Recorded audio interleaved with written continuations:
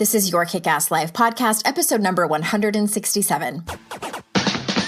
This is the Your Kick-Ass Life podcast with Andrea Owen, a no BS guide to self-help and badassery. Because ladies, let's face it, life's too short for it to not kick ass.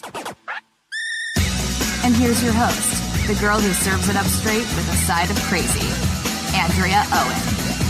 Hey, ass kickers, welcome to another episode of the podcast. As always, I am so glad that you are here. So this particular episode, I am recording from my new computer. The audio might sound a little bit different, and that is because, quite frankly, I am too lazy to figure out how to actually do it right. I recorded 166 episodes on my laptop.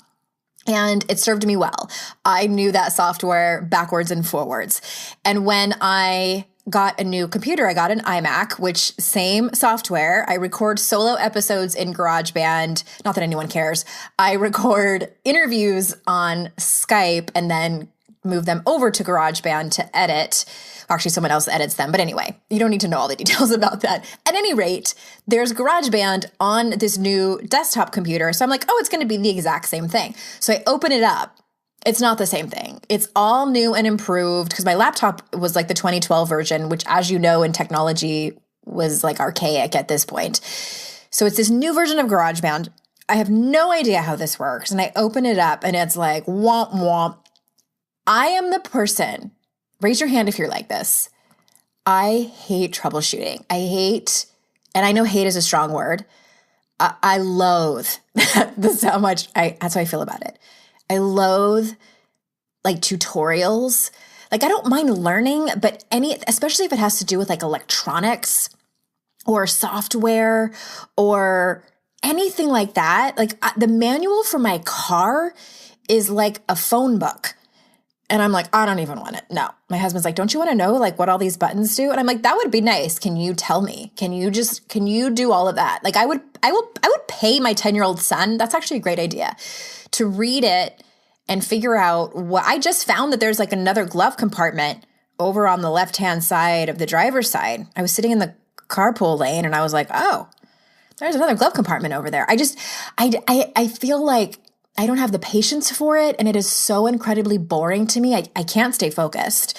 So there's been a few instances in my life where I've been really proud of myself, where I've sat through tutorials, and it's the worst when you go to YouTube and they won't get to the point, kind of like this podcast. No, but you know what I mean? Like where they're like introducing themselves, and I'm like, I just want you to tell me how to fix this. Like, can I fast forward? Oh, like it just makes me want to. That happened with, who out there has little kids where like this slime thing was a big thing? Anyone? So my daughter had begged me to make slime. It's like this glitter slime. And at first I was like, no, because that's another thing that I loathe is crafts. Not as much as I hate tutorials. Like I'll do crafts over tutorials, but it's just not I'm not a crafty human. So she begged me, and then I looked it up and figured out it's only 3 ingredients, water being one of them, Elmer's glitter glue is the other one, and borax. And we had borax. So I was like, okay, we can do this. And of course they make it look so easy on those YouTube tutorials. So we figure it out. I get the stuff, I do it, and it's a complete fail. And I wanted to fix it. So I go on YouTube, and my husband is like smirking the whole time because he knows what's going to happen. And I was so mad. So I find it. This is the longest intro ever. So I find this tutorial that this little kid made about how to fix a problem from the slime. And it was the poor kid. He was like 11 or something. And he's like going on and on. So, like I made this slime and it turned out like this. And he like 5 minutes in, I wanted to hit somebody. So needless to say, I do not like tutorials. I will just like figure it out. And all that to say, this podcast might sound a little bit different. I will eventually figure it out and it'll all be fine. And I'm sorry you had to sit through all of that. Another thing I wanted to say is, does anyone follow me on Instagram? And if so, do you watch my Instagram stories? I think that if you want to see short videos of me singing to my dog every morning, then you should follow me on Instagram. I'm over there at Your Kick-Ass Life, super easy peasy. And I try to, at first I was like, I'm going to be on these Instagram stories and I'm going to make these motivational. No, I didn't do that. It's more fun for me to, I actually just did an Instagram story about this whole debacle with the software. And there's some funny stuff with my kids, and probably every day I post something with my dog because I call her my office mate. She hangs out with me, and her antics and her everyday, I call it, she goes and checks her messages. Basically, she just goes and like smells all the dog pee from the dogs that have peed on our mailbox. So if you want to see that, like who doesn't? Sign me up. I want to see your dog pee every day. Everyone's clamoring over to Instagram to follow me. No, but I wanted to mention that because I've been debating on this, and now I'm just going to announce it to all the podcast listeners. Here's the deal. I have not exercised regularly in probably 6 months. And personally for me, it makes me feel like shit. I used to be able to go months without exercising and I wouldn't really feel a physical or mental effect by it. I was like, meh, whatever.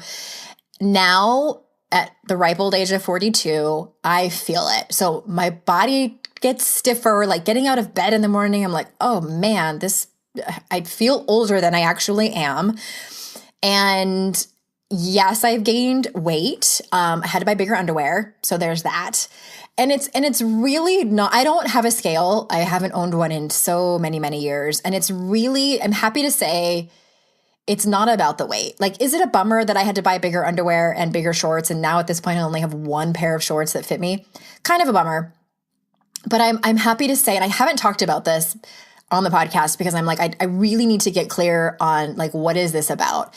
And it really is that I feel like crap and I just haven't been taking care of myself physically.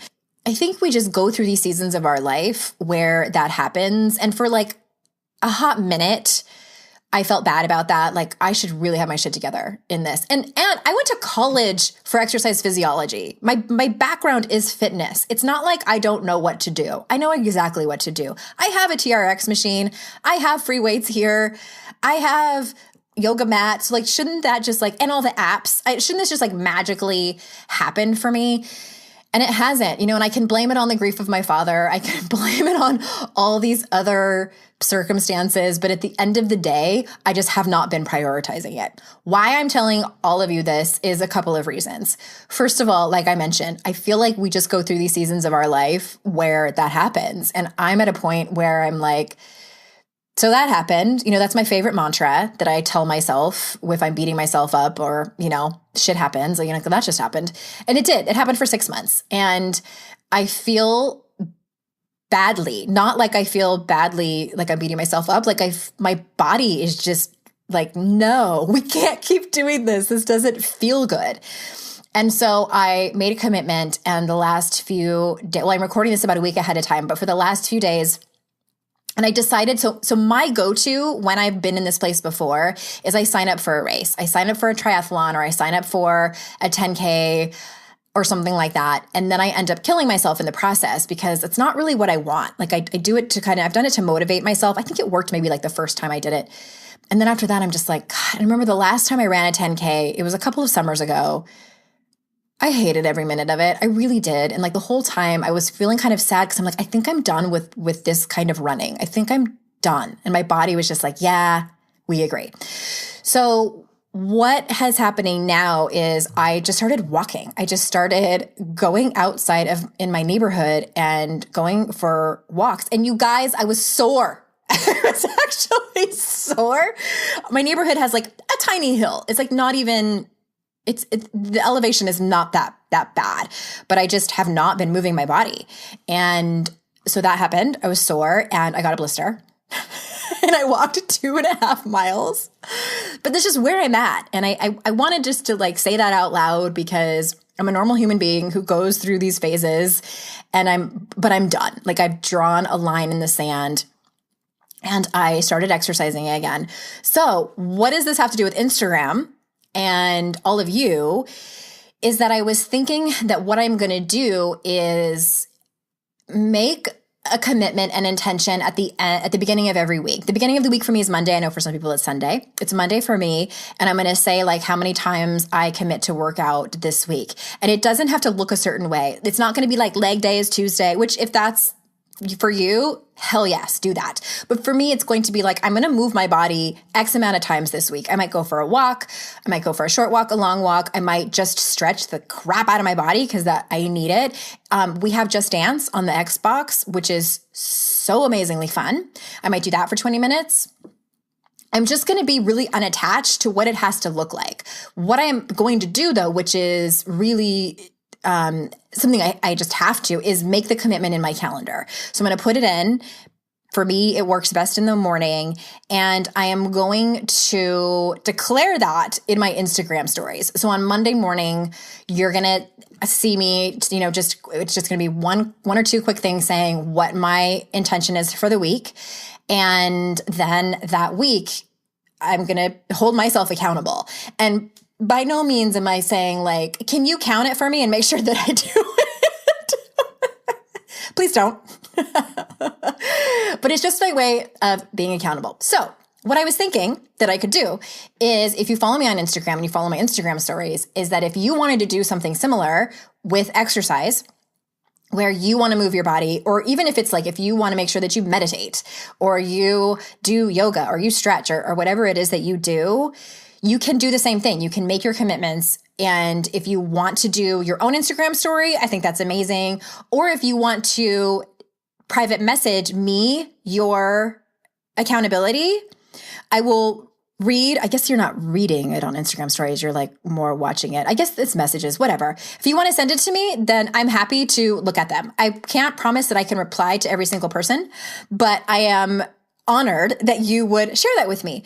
I was like kind of thinking about it for a while, and I'm like, God, should I make this more organized? And I'm like, no, just go with it. And the idea came to me and I'm announcing it here. I think it would be fun. So if anybody wants to get on board with me, this is a great time of year for a lot of people, because I know a lot of you listening have children and they go back to school, or even if you don't, fall tends to be a time of year where people kind of like a fresh start. It's the beginning of the season. So again, I'm over at Your Kick-Ass Life on Instagram. And if you aren't familiar with Instagram stories, it's on your homepage at the very top. You'll see, it says stories, and then you'll see my little icon. Or if you click on my actual profile up in the far top left corner where my picture is, you click on that and you can see my Instagram stories. And yeah, I hope that it helps some people. And which kind of brings me to another topic, and I will get into what I'm about to say. I haven't done one of these things for a long time where I just riff about like what's going on over here. I hope you aren't all turning off this podcast episode. But what I've decided now and going forward in 2018 and hopefully beyond is that I am going to, let me back up. When I first started Your Kick-Ass Life in 2010, it really was kind of an ignorance is bliss type of thing. And I just did most things from my heart. Like if I got a download about something, I was like, this is what I'm going to do. And it was kind of unorganized. And back then there wasn't as many online marketing experts like telling us how we should run our businesses. And so I just kind of went with it, and whatever was in my heart and whatever I kind of felt called to do, that's what I did. And it was a bit, if you look at it from a business standpoint, it was a bit like throwing spaghetti at the wall and seeing what would stick. And as the years went on and I became more and more quote unquote business savvy, things kind of changed, and I tried to get more strategic for my own sanity. And so the company itself would make sense. And really what I have thought more and more about is I want to go back to that, just really when I get an idea about something, run with it. And not to be dumb about it, but just I felt like doing that. Like I felt like involving the YKL community in this, and let's see if it works. And if it doesn't work, then I don't have to be married to it, and I can walk away. So that's what you'll be seeing a little bit more of. And I've been working with coaches and people like that who really embody that. And that's what you will be seeing more of. Speaking of, I'm going to put out a little bonus episode shortly coming up here where I'm basically telling you what's coming up for 2018. I know that some people like to plan ahead of time and see what's going on. I'm currently planning my book tour. So many of you were awesome enough to reply on Instagram and my personal page on Facebook. If you follow me there, when I announced that I want to do some kind of book tour and workshops in certain cities, and people voted on what city they would come to or that they live in. And I am narrowing it down. Unfortunately, I can't do a gigantic tour and come to all the cities, which I would love to do. But I am narrowing that down and making plans of doing kind of an East Coast and Midwest, and West Coast will probably be a little bit later. Anyway, that podcast is coming out maybe later this week or next week, where I'm going to tell you as best I can what's going on for the end of 2017 and the beginning of 2018. Because I know a lot of you are newer to me and the podcast and your kick-ass life. So you probably don't know a lot of the classes and things that I even offer. So that's what that podcast is going to be for. And I cannot wait to talk about this particular topic that I've been thinking about for such a long time. But before I do, a quick word from our sponsor, because Kind Bar reached out and wanted to sponsor the podcast. And I was actually really excited because I never leave the house without a Kind Bar in my purse. True, honest story. You might have seen Kind Bars in your local grocery store or at the coffee shop. They sell them in gyms, and they make delicious, healthy snacks while using whole ingredients you can actually recognize and pronounce. If you're ready to try some, I have got a special deal for you. You can try 10 Kind Bars for free. All you have to do is pay for shipping. And when you order the sample box, you can also try Kind's Snack Club, where you receive monthly snacks at a discount and get some bonuses too. So who doesn't love snacks? My favorite one of theirs is the coconut and sea salt, hands down. To pick up your free sample box, go to kindsnacks.com/YKAL. That's kindsnacks.com/YKAL. All right, so this particular episode, if it might make a little bit more sense if you go over to the show notes at yourkickasslife.com/167, because I have images in there and some links if you maybe are not as familiar with this particular movie or this particular character that I'm about to talk to you about. I really hope that people get this episode, because my worry is that people are like, I don't get why she's so excited about this. But bear with me, please. There is a moral to this story, and it spawned from a conversation I had with my friend Elizabeth D'Alto, and we were at a retreat in Montana, and she had come to my hotel room, and we were just kind of holed up and ordered room service, and we're seeing what's on TV, and the movie Grease came on. We started talking about the movie, and my question to her was, what do you think it is about this movie that everyone loves? And so we were discussing that, it's the music, it's the genre, and her point was, and I also think everybody has their favorite character. And I immediately said, my favorite character is Cha Cha DiGregorio. Like, it always has been since I was a kid. And she's like, that's interesting. Because it's typically not people's favorite character. Most people love Sandy and her quest for true love and her romantic side. And maybe you liked Rizzo because she was sassy, or maybe you loved the goofball and Frenchie, or maybe it was one of the guys that you really liked. My love affair has been always with this character of Cha Cha. And of course, she's a fictional character played in the movie by the late Annette Charles. But even as a child, I loved her. I mean, I remember getting so close to the TV, and it was my favorite part, just the handful of times that she was in the movie. And she did play a smaller role, but it didn't matter to me. Everything she was about, I loved. However, the attributes of her character that I adored about her, as I grew older, I realized are also the things that we as women are not particularly celebrated for. In other words, even in the movie, Cha Cha was not well liked. It starts out, and we're first introduced to her as a character, and I think it's Kenickie that introduces her, and he's like, hey, Daddy, when should you be my date? And I think she's introduced as Charlene. And she says, they call me Cha Cha because I'm the best dancer at St. Bernadette's. And throws her head back, and has this look on her face where she just owns it. And she's doing actually what we are told not to do. She brags about herself. She knows she's the best damn dancer, and she tells people that she just met. She doesn't even know these people. And holy crap, yes, she is a great dancer. And, I don't know. Now it's totally escaping me who it is that it's Frenchie. It's Frenchie that says, with the worst reputation. They call me Cha Cha because I'm the best dancer at St. Bernadette's. And then she says, with the worst reputation. So, you already see this like stereotypical of how women are with each other. So then what happens is Cha Cha sees Danny on the dance floor dancing with Sandy, but she sees him on the dance floor, grabs him, and basically demands that he become her dance partner. Sandy storms off in a huff. Sandy could have stood up to Cha Cha, could have stood her ground and said, hey, Danny, what the hell? You came to the dance with me, so why are you dancing with Cha Cha?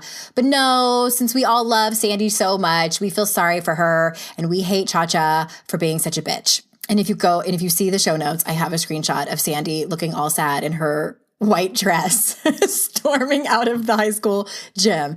But the way I looked at it as, wow, Cha Cha sees what she wants and she goes after it. And no, I don't condone snatching other people's dates. But if we look at this strictly as symbolism, Cha Cha is a woman who doesn't give a shit if she hurts someone's feelings. She's not concerned about, quote unquote, playing nice. So then her and Danny are killing it on the dance floor. And I also have a screenshot in the show notes where he's practically like sitting on her face, which is so, and she's like showing her bloomers with her dress flying up in the air. Zero fucks, this woman. She could not care less what everyone thinks of her, that everyone can see her underwear, and that Danny is basically sitting on her face in front of God and everybody, including the whole school and the teachers. Plus, since she goes to St. Bernadette's, you bet your ass that it's a Catholic school where this kind of behavior is probably frowned upon. But guess who doesn't care? That's right, Cha Cha DiGregorio. After the most epic hand jive in the history of the universe commences, obviously with Cha Cha being the best dancer and contest winner. I mean, Danny was pretty good too, but you probably would have been nothing without her. Based on her sheer enthusiasm she has for dancing. I mean, we could all take a lesson from her on doing something you love and running headfirst into the euphoria of it. I mean, this woman totally, completely throws herself into dancing. Then the teacher comes out to award the trophy and just Cha Cha patiently wait to have it handed to her. Nope. She straight up and down snatches that trophy and proudly waves it around with a look on her face of, I'm the greatest dancer that ever lived. Why would there be any question ever that this trophy is mine and no one else's? God, I love this woman. Like, I love her character. Obviously, I'm not saying everyone should take other people's boyfriends and dance partners wherever they feel like it and be rude and snatch trophies out of people's hand. However, I'm asking you to take a closer look at this character and see the parts of her that many of us can take lessons from. And so I have narrowed it down to 3 life lessons that we can all learn from Charlene, aka Cha Cha DiGregorio. The first one being, she sees what she wants and goes after it. She saw an opportunity and she went after it. Where in your life have you passed up opportunities because you didn't think you were qualified enough? You didn't think you were smart enough? Didn't think you were good enough? Probably somewhere. Would Cha Cha pass up the opportunity for a promotion? Nope. Would she not speak up in a meeting because she felt like other people wouldn't like her ideas? Nope again. She knows she deserves it. And if it doesn't work out, there's always next time. There will always be a next time. The second lesson that we could all learn from her is that she owns her superpower. She knows she's a great dancer. She tells people. She doesn't care that other people are great dancers too. She allows herself to be free, embraces it, and even breaks the rules to fully throw herself into her dancing with reckless abandon. Would Cha Cha be worried that other people might judge her dancing? Not a chance. I hope you can look in the mirror, know your superpower, and love yourself for it. The last life lesson that we could learn from Cha Cha is when people clearly don't like her, she gives exactly 0 fucks about it. When Frenchie mentions Cha Cha's worst reputation, I thought the gym would light on fire with the glare she shoots Frenchie. Cha Cha seems to have no female friends, only the boys, and she doesn't care. She could have burst into tears. She could have chased the pink ladies around, trying to be friends with them. She could have apologized to Sandy for stealing her date, but she does not care. She's not there to make friends. She's there to have a good time. Of course, I'm all for friendships. I've talked about it a million times over here on the podcast. But where in your life could you ease up on giving so many shits about what everyone thinks? Where are you spending a metric shit ton of energy worrying if people are talking about you or not? So from here on out, I've decided that whenever I am doubting myself or worried about anything, I'm going to ask myself, what would Cha Cha DiGregorio do? And I hope you can adopt that too, whether it's her or whether it's another fictional character in your life or a real person in your life that has qualities and virtues that you admire. I hope you can take some life lessons from it and apply it to your own life. Thank you for being here, Ass Kickers. I hope you enjoyed this podcast and could pull some nuggets out of it. And until next time, I will see you out in cyberspace and hopefully on Instagram.